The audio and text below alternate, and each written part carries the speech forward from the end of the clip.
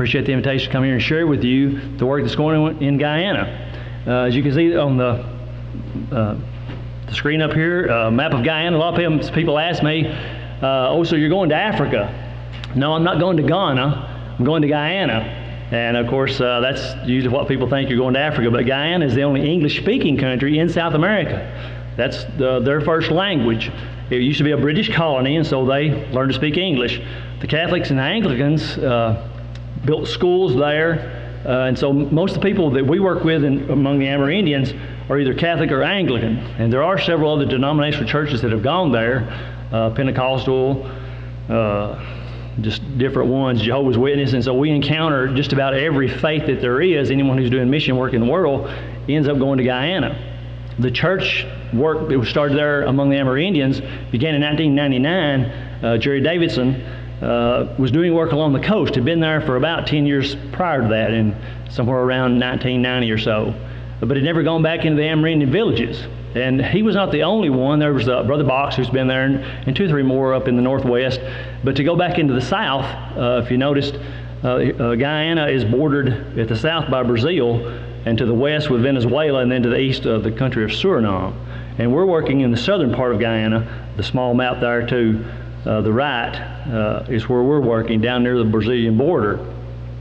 The purpose of this mission was to establish the church in every village among the Amerindians, and to put a Bible in every home. It's hard for us to imagine sometimes that people have never owned a Bible. I've actually met and studied with people who've never seen a Bible. Even though the Catholic Church may have been there and they have their priest, they were not allowed to have a Bible or to study from the Bible. And so to us that seems very strange, but that's quite common among these people. And so when we go to sit down and study the Bible with them, a lot of times they won't even have a copy of the Bible. And so we always take extra copies with us, and that was another one of the things that we really were in desperate need of, was copies of the New King James Bible, or the King James Bible, to take down there with us. And we've been able to do that through the years, and actually have a pretty good stockpile there now at this time. The country is about the size of Alabama. The state of Alabama is about the same land mass as Alabama, and about 7 to 7.5 million people live in Guyana. Most of them are descendants of the slaves when it was British and Dutch colonies there. Africans, East Indians, but the Amerindians all moved off the coast. They didn't want to be enslaved, and so that's why they're back in the jungles and the mountains and the savannas where we're going to. They were running for their freedom. So we found them. Very difficult sometimes to find these people. Maybe we'll travel 90 miles up a river to get to a village. Maybe we'll drive in one of these big army trucks that I'm going to show you here in just a minute, for several hours. This is the city of Carasabai. This is the hotel where we stayed for one night. We have to kind of gather our supplies and gather our people. We don't all go down at the same time. Brother Roger Comstock now is our mission leader. He used to preach at Morrison. Many of you know Brother Comstock now, who is at Gatlinburg Church of Christ. His family's up there. So that's where he moved back to. Typical town. We have sheep running down through the streets of McMinnville, right? You got to remember this is a third world country, and they've actually made quite a few improvements since I was there the last time. It's been about 7 years. I was there in 2013. Got to go back, of course, this winter, and they've actually got paved streets now, and they're getting street lights built. These kind of things happen when there's an election coming up, and they were having an election, and that's one reason we went a little early this year. Usually it's a little later when we go. There's always trouble during the elections, but their president's been down there, and he's been spending money and paving roads, and built a bridge across the river to Brazil, and that's brought a lot of commerce. A lot of new businesses are being built there, and a bank, actually have a bank there now. But you still have cowboys who drive cattle down the street and cross the bridge over into Brazil or back the other way. Sheep run loose, everything runs loose. But you don't see a dead sheep in the road. They're either real smart sheep or very careful drivers. I don't know which. But anyways, that's kind of what you see there in town. This is in Lethem. The city of Lethem is divided up into 3 different places. St. Ignatius, and this is where the actual church building is at, and the preaching school. We'll have a picture of that in just a minute. But this is how we transport our tents and our food and our water and all of our supplies that we need, is by this British Army truck. So we loaded it up on Saturday morning real early to get to where we're going. this screen's not showing. Yeah, this is the preaching school. This is in that same compound. Back about 2004, we were, like I say, working with some of the Amerindians along the coast, but decided to go into the south. Nobody had gone there, and so we went to the city of Lethem. Didn't actually establish a church there, but in 2002 we established a church in the village of Mokomoko. We had such great response, and some of these brethren, after becoming Christians, decided they wanted to preach the gospel too. Well, we got to train these men, and so plans were made to build a preaching school there. It's a 2-year university. It's an accredited university with the country of Guyana, and so they get credit for these studies. And for 2 years, they're trained day in and day out. They leave their villages and come to Lethem. Some of them are supported by congregations here in the United States, and some are supported by the Amerindian Mission Fund itself. One of the things we try to do is to get congregations here to adopt congregations down there, to pay the stipend for the preacher, supply any needs that they might have, to build buildings. We supply the money for them to build the church buildings. We don't build the buildings ourselves. We're not in the church building business. We're not in the feeding people business. We're in the sharing the gospel business. That's really what mission work is all about. And once they become Christians, then they use their own funds, their own resources, and that's what we're trying to do. There's about 20 or 25 congregations now in these small villages outside of Lethem here in the south, but only 13 of them right now have actual funding, that their preacher receives a stipend. Some of them are in desperate need of help. Some of them are self-sufficient. Some of the churches that we established back in 2000 and 2001 are now self-sufficient. The membership there has grown to the point that they're able to support their own preacher, to support the work there, to do even mission work. I'll have a picture here in just a minute of some of the brethren from these congregations who are now going with us on these mission trips, and they're spreading the gospel. So it's not like, some mission points are where the Americans do all the work. They do all the giving, all the money, but it's not like that in Guyana. We're trying to teach these people that they need to be self-sufficient. They need to be missionaries too. And that's being accomplished quite well. This is the road going into Karasaba. Again, as you can see, this is not modern roads. It's a dirt road, much like we used to have around here. Only this is worse. There's no bridges crossing some of these creeks and rivers, and so that's the reason for these big army trucks to get through these creeks and rivers. But they are building some bridges. This trip to Karasaba, back in 2004, when we first went into this village, is about a 6-hour trip on this army truck. Well, now they've built a couple of bridges across some of the bigger creeks, and we made it in about 2.5 hours. Of course, this is the dry season. They don't have 4 seasons like we do. It's dry season or wet season, but it's always hot. It's always humid. There's always bugs. But right now it's the dry season, so travel was much easier. This is the typical, I guess you might say, farmstead, homestead that you might see along the road going to Karasaba. Most of their houses, if you're out away from the main village, they build them out of mud brick, and sometimes they're out of clay brick that are fired to actually make some pretty good houses. But these are, they stand up sticks and weave them through and coat it with mud and then put a thatch roof on it. Dirt floors, very meager accommodations, but if you've never had nice houses like we live in, you don't miss them. This is a nice place, and it really is. I've stayed in these homes different times, and quite comfortable. That mud and thatch roof makes that 90-degree sun feel mighty cool. It's probably 20 degrees cooler inside these mud huts. But they're quite comfortable. They have their coconut trees, as you can see, mango trees. A lot of things grow wild there. You're not going to starve to death when you're in Guyana. The word Guyana means land of many waters. And there's plenty of water, there's plenty of fruit trees that grow naturally in their habitat. And so they're quite happy. You got their sheep and their chickens and everything that they need. Okay, this is where we're in the compound at Karasaba, where the church building has been built. These tents that you see here, that's our accommodations while we're there. Now Roger and his buddies, they get to stay in the guest house. It's a block building with running water in the daytime.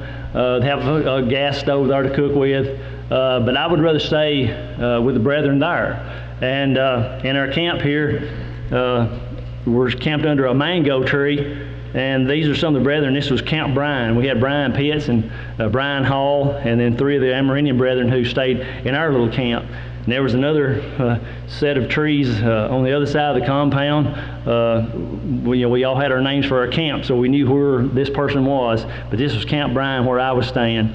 And again, it's we may think of this as meager accommodations, but it's actually quite good. We like to camp and live outside. You got outdoor living now. You know, people building kitchens outside and patios outside, and well, they live outdoor living all the time, so they're ahead of us as far as all that goes. But this is the shower, the bathhouse on the left, well, on the right too, an inside shot, and then the well. Like I said, the government has actually dug some wells and put solar-powered pumps on these wells, and so in the daytime when the sun's shining, you can get some running water. But now when the sun goes down, water goes off too. And so a lot of times I don't have time to clean up before service. If you're out, having Bible studies and doing whatever, and then you come in, you eat supper, you get ready for service. Maybe service lasts for 9, 10, 11 o'clock. I'll tell you a little more about that here in just a minute. But you've got to draw water out of that cold well. Take you a bucket bath with that cold water, which that's quite refreshing. I wouldn't want to do that every day, but like I say, with the 90-degree temperatures, it feels pretty good. This is our restroom, regular outhouse. A lot of us remember the outhouse. The only bad thing about it is it's only about 50 yards away from where the church building is and where we're cooking our food. We were real lucky this time. Only, you have a little bit of a queasy stomach the first 2 or 3 days, but mostly that's just climatizing. We left here, it was freezing weather.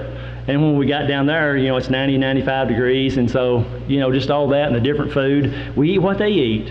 And again, it's quite good. If you're first time in, it's a little unsettling, I guess. But once you go several times, you get, and I look forward to it. I look forward to the 50,000 ways they can cook Vienna sausages and put rice and fish and chicken with it, and it's quite good, and all the curry that they have. But here these ladies who go with us. Sister Frida George is the wife of Thomas George, who is the main teacher at the university, at the preaching school back in Lethem, and she usually goes with us. And then Andrani John. I mentioned about we have some congregations that are self-supporting. Her husband, Derek John, is one of those preachers at the church at Moroccoby back up on the coast, a self-supporting congregation. Well, his wife goes with us, and Derek, he went with us again as well. And I say, the churches down there are doing mission work a lot better than we do a lot of times in our congregations here. But they wash clothes. If you want to wash your clothes, we give them a little extra money. That helps them out to wash clothes. I personally like to wash my own clothes because a lot of times my buttons get beat off and the zippers get messed up, but still try to help them out all I can. They get a little vigorous with their clothes washing. This is the actual church building. The money here was funded by one of the brothers, Harold Martin in McMinnville. A lot of you may know Harold. He went in that year 2004 when this church was first established there in Karasabite. He was so thrilled with the work and saw the need that they needed a building that he gave all the money. He gave all the money to build this building. He never went back down there again. I think one trip kind of done him in as far as the accommodations and the stress of all this kind of travel and everything. But he loves the work there, and he gave the money to build this building. There's a plaque there you see on the corner at the ground level that has his name and the year that this building was built. So we certainly appreciate men like him. And a lot of buildings have been built like that. People do this as a memorial, It only costs about $5,000 or $6,000 to build these buildings. This building is somewhere about 40 by 80 feet. Like I say, these brick that you see, they make them by hand. They have forms, the red brick or clay brick that they get the clay out of the river, and they bake them. They'll throw brush and stuff on it to burn them and bake the brick.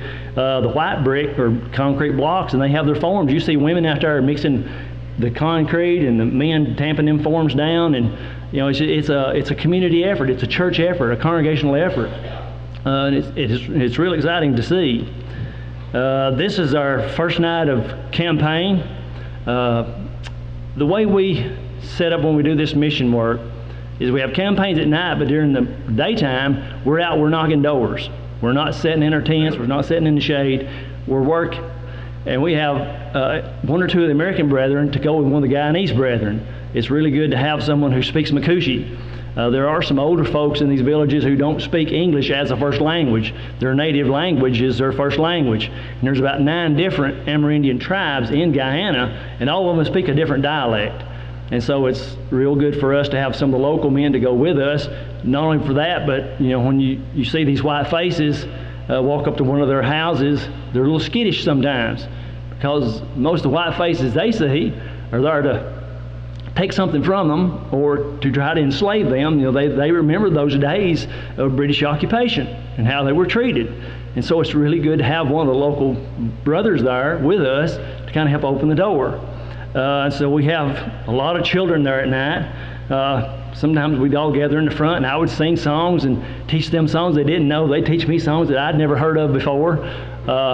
And it's not like the services tonight. If you noticed what they're sitting on there, wooden benches. They're not padded. They're not even solid. They've got the slats in them, and you get a splinter every now and then. And this is not a 45 minutes or 1 hour service either. We have one of our Amerindian brethren preach for an hour. That's the first hour. And then we take about a 5-minute break. And then one of the American brethren, they preach for another hour.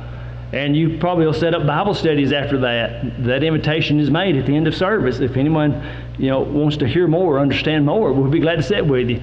Sometimes it may be 1 or 2 o'clock in the morning before these people decide to go home. And they didn't drive here in a car. They walked for maybe 3 or 4 miles. And when they go home, they don't have lights. Some of them may have they call it the torch, a flashlight. And there are a few of them do have a flashlight. But we were real fortunate this time because we had a full moon most of the time when we were down there. And that white sand with just a little bit of moon, you can see pretty much where you're going. But I mean, this is how they live. This is what they do. They don't mind walking 3 or 4 miles to church service, sitting for 2 hours or maybe more, and then walking home in the dark. That's how life is. We wouldn't find that very accommodating for us today.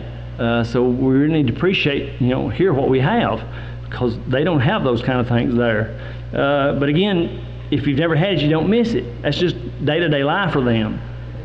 This top picture is some of the Amerindian brethren who went with us. There was 8 Americans and about 10 or 12 of the Amerindian preachers who came. Some of them even walked down from the village of Anai. We were in the Panorama Mountains. If you notice in the background of this picture, mountains, and on the roadway in, there was mountains. That's the Panorama Mountains. The village of Karasbai is up in a valley in between some of the mountains there, and it's a very beautiful country. But again, there's no roads to get from one place to another, so these men walk. There are some roads if you've got the right kind of vehicle or a dirt bike.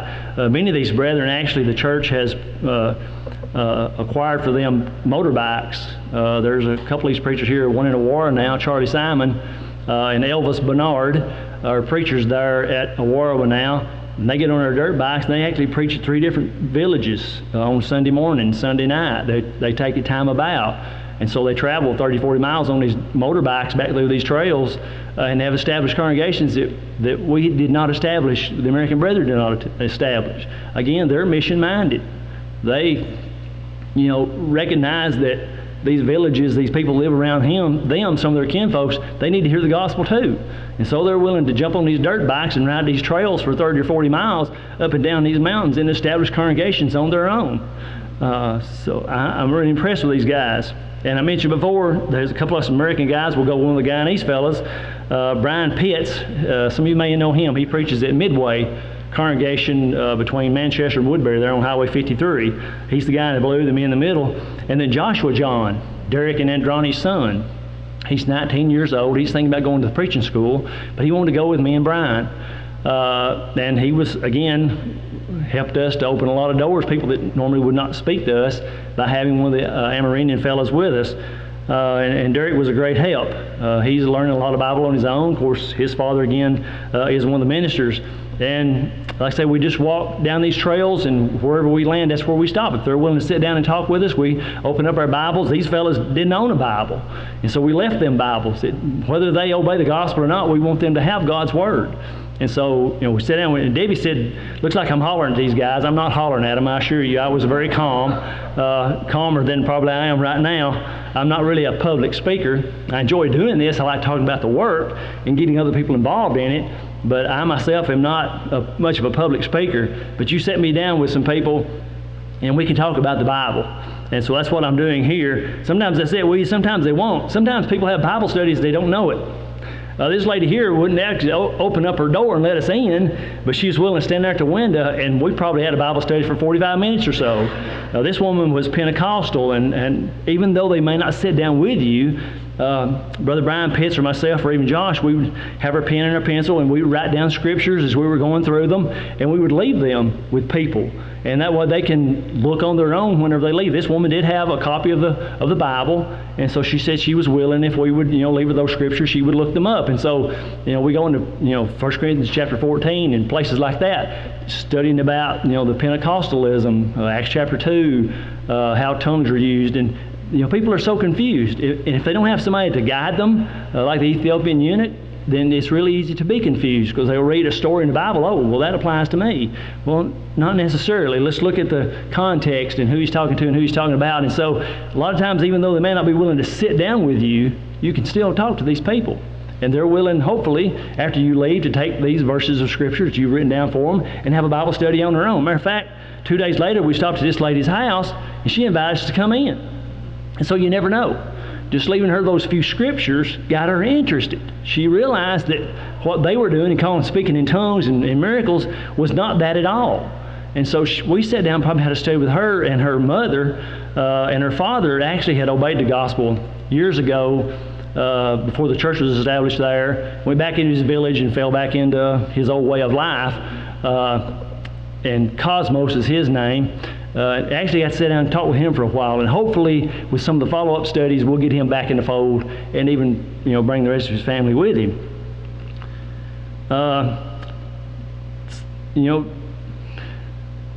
Lord works in some weird ways sometimes.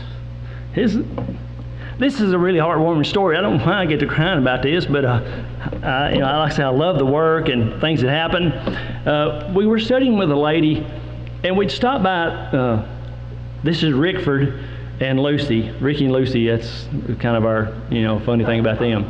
But Ricky and Lucy, and we stopped by their house almost every day, but they were never home. But there was a young lady that lived probably a quarter mile down the road from her, and we actually had a study with her that afternoon. Well, Brian Hall, who went with us, he went with us that day. He's from Berea, Kentucky. He's kind of learning how to do mission work, and so he's kind of tagging along with different ones, learning how to have personal Bible studies with people. And he said, we stopped at that house yesterday, and there was nobody home. Let me go up there and look and see. And usually you can tell if there's laundry hanging out, or if their bicycle is leaning up against her house, or the windows and doors are open. Okay, well, it didn't look like anybody was home again today. And Brian said, well, I'm going to go up there anyways. I said, okay, brother, we'll follow you on up after we get through with this study. And so we're up there, and Brian, he's talking to this couple. They were home that day. And they invited us in, and we had a good Bible study with them, probably for another 2 or 3 hours. And in that Bible study, Rickford all of a sudden, he goes, brother, I'm lost. I need to be baptized, don't I? I mean, he comes to this conclusion on his own. It's not like we were prompting him, but this man could see the truth when he heard the truth. And he said, I want to be baptized. And he looked at his wife, he looked at Lucy and said, how about you? And she goes, yes, I do too. I said, all right, let's talk about a few things, because as we sat down and began to talk with these people, I like to know a little bit about them, what they do for a living, how many children they have, their names, and their prior religion if they have one. And when they told us her name, he was Rickford Therese, she was Lucy Albert. And so immediately, red flag, they're living together. And that happens a lot in these third world countries. They're never married. They have families. They've been living together for all these years. And this was true with Rickford and with Lucy. They had a 16-year-old daughter and a 14-year-old daughter, and both of them had obeyed the gospel Tuesday during a Bible study that wasn't even at their home. Some of the other brethren had a Bible study under a mango tree, and these two girls decided they wanted to be baptized, and they were there at service every night. And we kept asking them about their mom and dad, and didn't realize that Rickford and Lucy was their mom and dad. But we happened by chance to meet them, because Brian Pitts was not willing, to give up on that house. He just knew there had to be somebody there. And so, thankfully, we did go.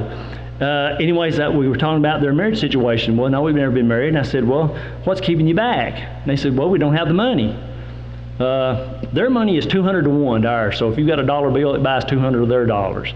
They needed $15,000 of their money, which is equivalent to $75 of our money. Well, these people don't have $75 in their pocket like we do, or in a bank account somewhere.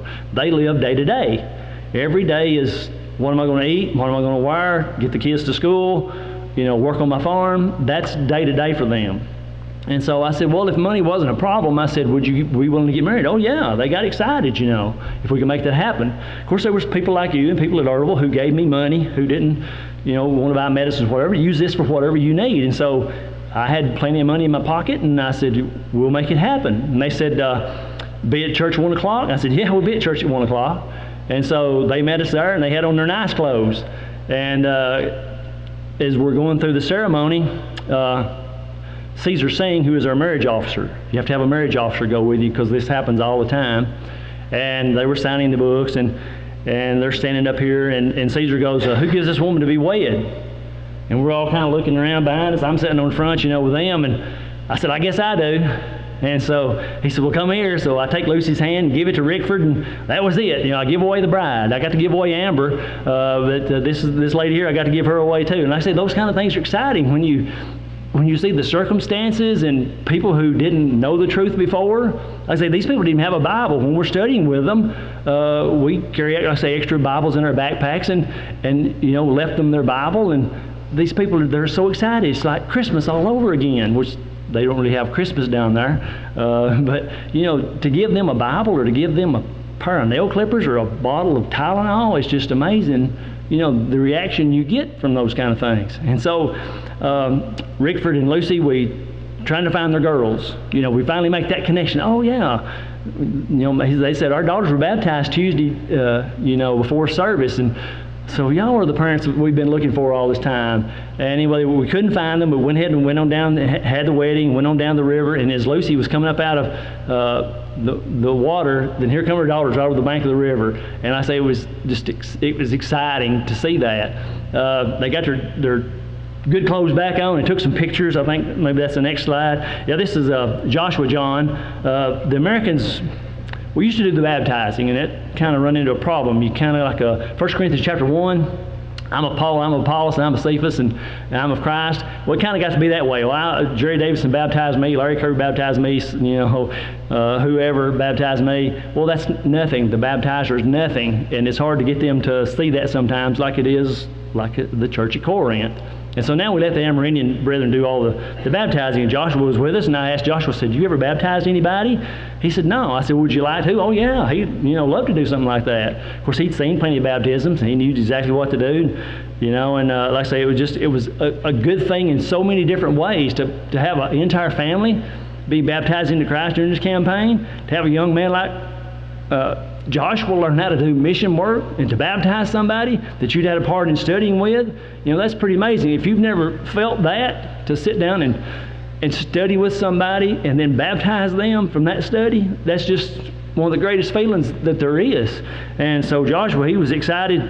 Rickford and Lucy were excited. Their girls were excited. And then this is the entire family, and that's Brother Brian Hall there, who found these 2 lost sheep that we've been looking for all week.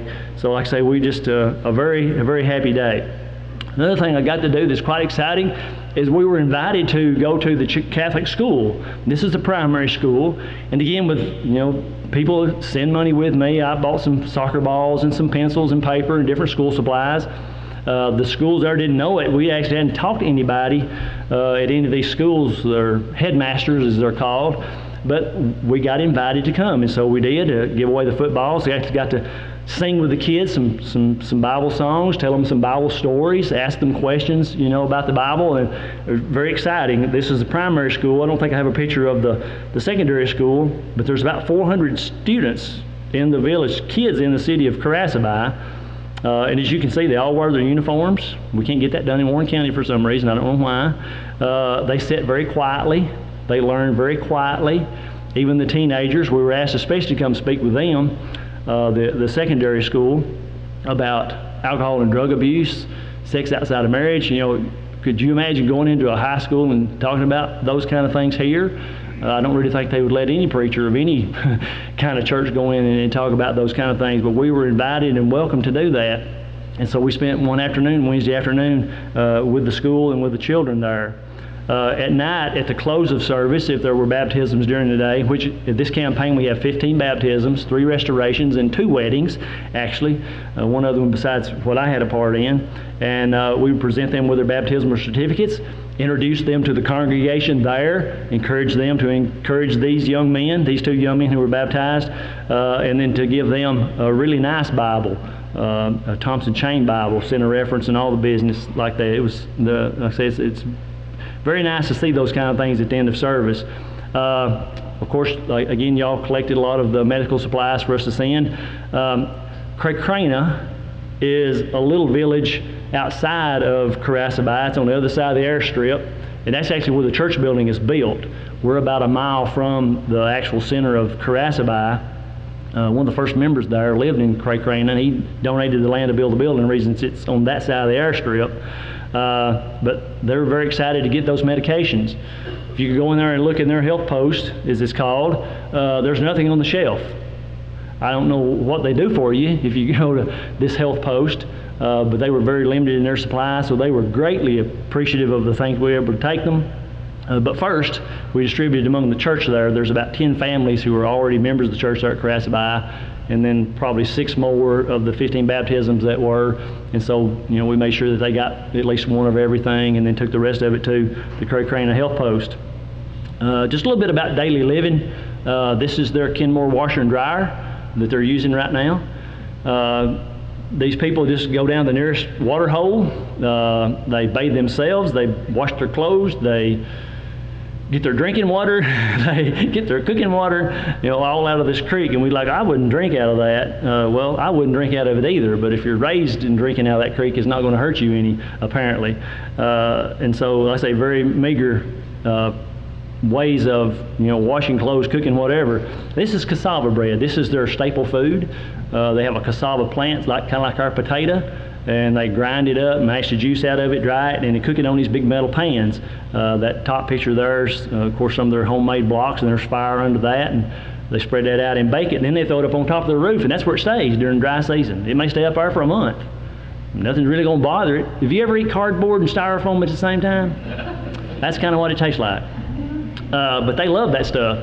A lot of times you'll have some of the Amerindians who come here because of medical needs. Some church will bring them here for cancer or some kind of surgery or something they can't get down there in Guyana. And the first thing they want when they go home is cassava bread. I don't really understand that, but once you get used to it. There in Carasabai, there were several ranches around there. That's one of the main things as far as farming goes is the cattle and the sheep. And these guys were vaccinating and castrating cows that day. Been a while since I'd seen all that. Did have a study with a fellow at this house. He's in that blue shirt. I don't know. He kind of missed him over there, but just the cow hides hanging, knuckle bones drying, beef jerked, and it's a different world. It's like if you can imagine the 1800s, that's kind of what it's like. Going back in these old Western movies, these old ranch houses and that kind of stuff tacked and hanging around, and like I say, the jerk beef and everything. This is another fellow here. He didn't really ever sit down with us, but we had a Bible study for about 2 hours. We talked about his ranch for a while, and we talked about the Bible for a while. So, you can engage people in Bible study, and maybe they don't even know they're engaged in a Bible study. And then you kind of jump over to something else, but you come back to the Bible. And this fella promised us, which I don't know how far that'll go, but that he wanted to come to service. And I don't know if he was ever there that night or not. The last night there was probably 200 people in the compound. He never did come up and find me, and I wasn't able to find him. But you make these contacts, and hopefully with follow-up studies and other people going in, something will happen with this fella here. This is the local Walmart in Carasabai. You're not going to find a toy section, kids, so don't worry about that. You're not going to find health and beauty aids, you women, and men, you're not going to find things to work on your car with. It's just not there. But you can buy rice, and you can buy flour, and you can buy soap, things that they need day to day. Sometimes you can actually get a cold Coca-Cola if you're there at the right time of the day. This is big old termite mounds. They're everywhere. And the Panorama Mountains in the background. This is back at St. Ignatius, and this is a guy named Richard. And that's not his tool shed behind him, that's his house. Now, a year before that, he and his wife were living under a blue tarp. No walls, no windows, no doors. A blue tarp strung up between 2 trees and 2 posts. And the church there at St. Ignatius, there where the preaching school is, outside Lethem, provided him with some money to at least build these accommodations. Richard and his wife obeyed the gospel about 3 years ago. When we went back to Lethem to fly out back to Georgetown on a Saturday morning, we'd already made plans before we had gone into Crasby to come back and help Brother Richard with building his house. He's building a brick house to dig his latrine, and this again, everything he owns you see sitting there except for the cement mixer that belongs to a fellow that was helping him. And then the inside of the house, mattress on the dirt floor, hammock stretched above the mattress, their clothes thrown everywhere, and a few cooking utensils. That's all these people own, but that's all they need. I mean, it's not like, you know, they don't live like we do, and it's just a totally different world with these people. But again, they're happy. You know, they're smiling all the time, and their kids go to school, and you know they're working. He guides different people to hunt and to fish. And this is their shower. Again, we wouldn't want to take a shower in that, but that's their shower. And it's not that Richard's not trying. It's just that life is hard in these places. But he's doing the best he can. A fellow took a shot of me digging his latrine. It's like you ever try to dig a hole in a driveway? That's what this is like. It's just gravels and a little sand. And Brian Hall, the big fellow who was in that wedding picture there a few minutes ago, he and Roger Comstock and James Penley went down a week before we did.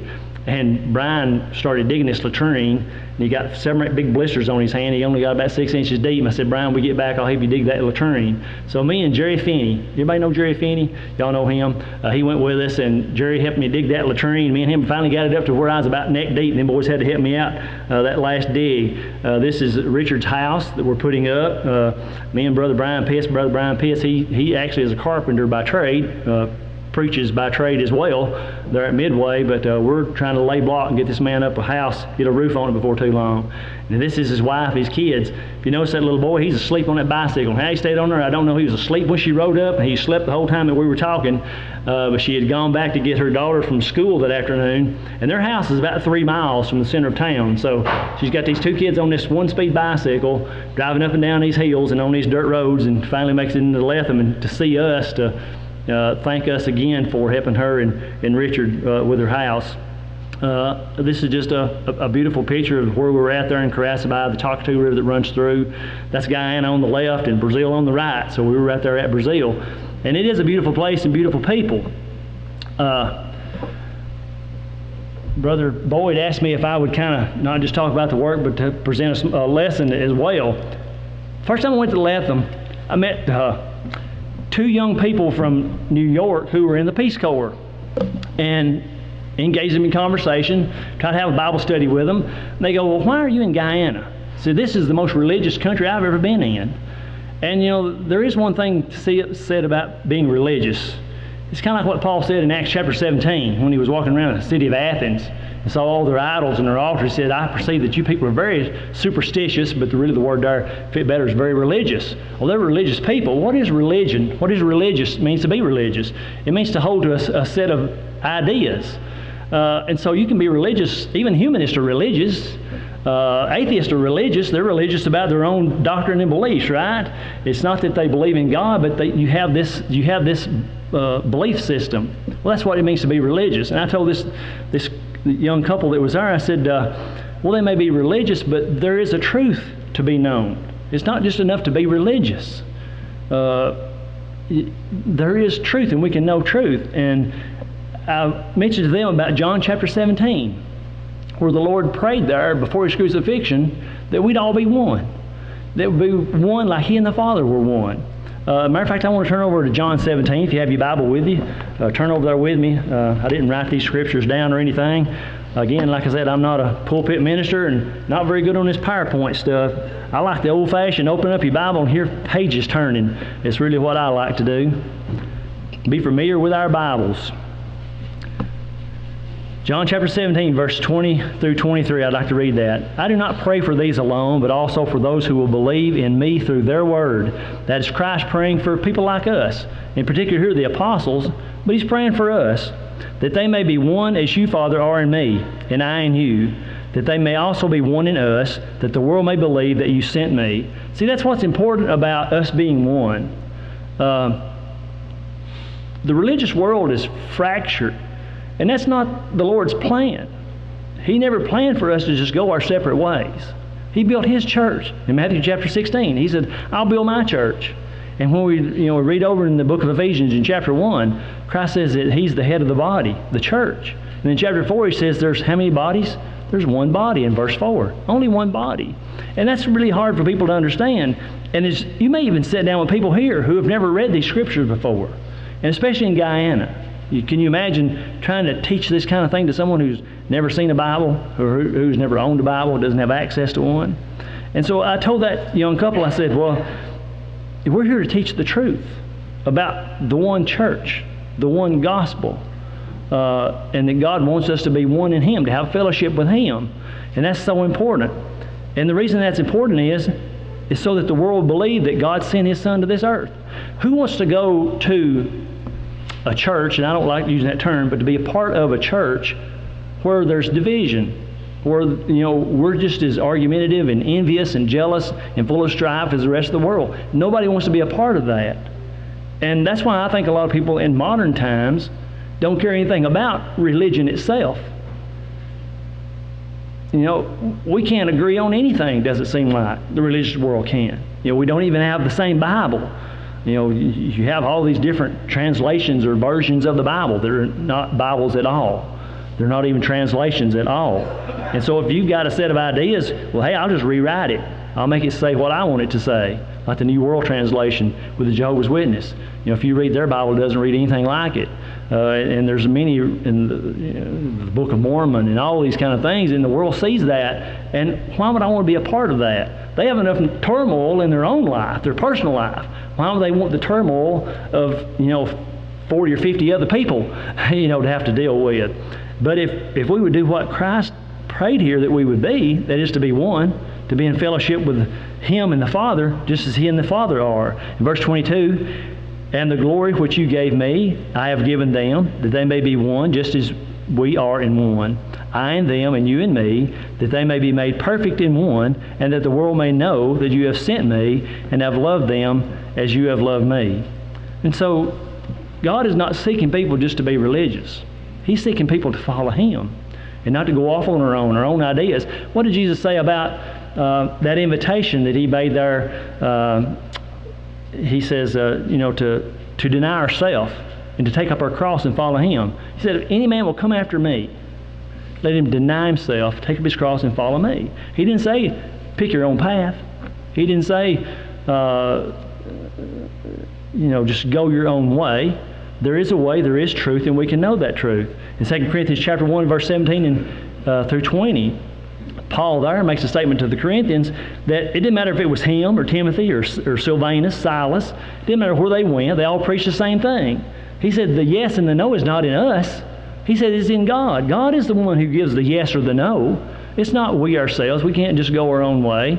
And so that's especially a message that we preach down in Guyana. And that's the only way the church is going to grow. The church has to have unity to grow.